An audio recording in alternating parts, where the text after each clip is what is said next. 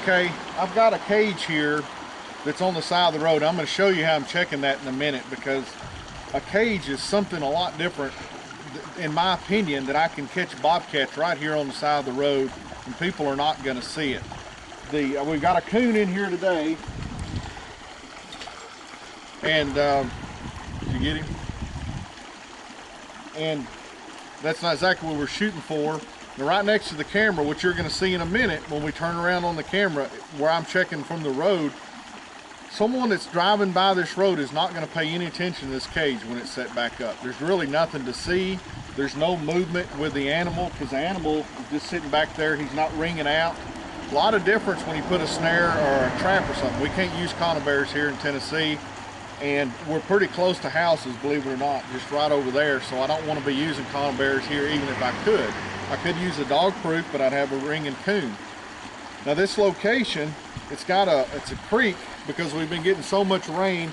It's got water in here, and there's open fields on both sides of us. We've got this creek and there's cover. And what this is for bobcats. When the bobcats come up or down this creek, they will see my flag, which you're getting ready to see, which is directly in front of my cage. So when they get to the flag, they can see the cage at that point. But the neatest thing is I can check this in like half a second out of the truck, and no one knows that I'm in the area when I've got this set here. Okay, this is the flag, which is directly in front of my cage.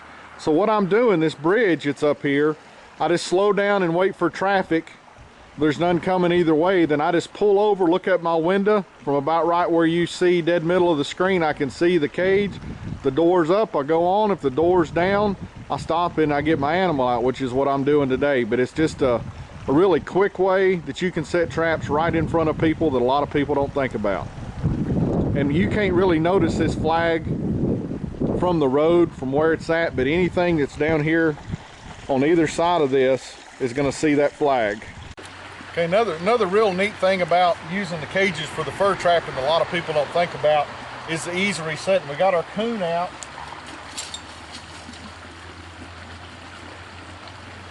Now I'm ready to go. The only thing I had to do was make sure, which I already did, that there was nothing under the pan. Raccoons pull a lot of stuff in there. He had some stuff dug out. I just kind of packed it right there. I'm going to throw, because this is for bobcats, I'm going to throw cat collector in the back, which is what that coon was caught on.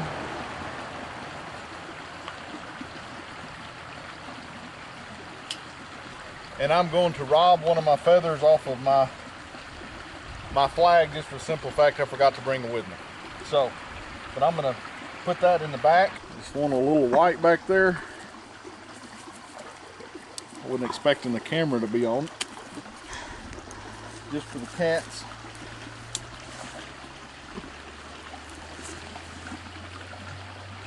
And that's all it takes to set this back. So when a bobcat or a gray fox or another raccoon comes by, it's that quick to just keep rolling on down the road with it. So I'm just pulling on my side of the road. I'm looking down, and I can move on.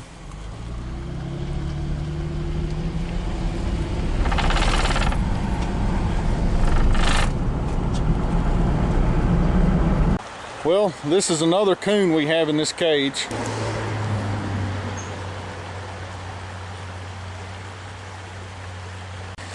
That's normally dry. If this was, we weren't getting so much rain, I'd actually have the cage for cats down in this draw, but we don't. And I'm getting ready to do something that's gonna shock a lot of people here, but I think you'll understand why when I get done.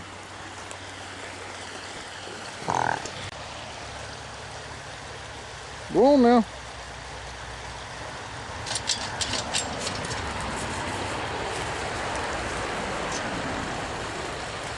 And I'm not getting so soft in my old age, but where I'm at, where I live, where I'm trapping right now, if I trapped all year long, I may catch 40 or 50 raccoons. We just don't have a lot of raccoons.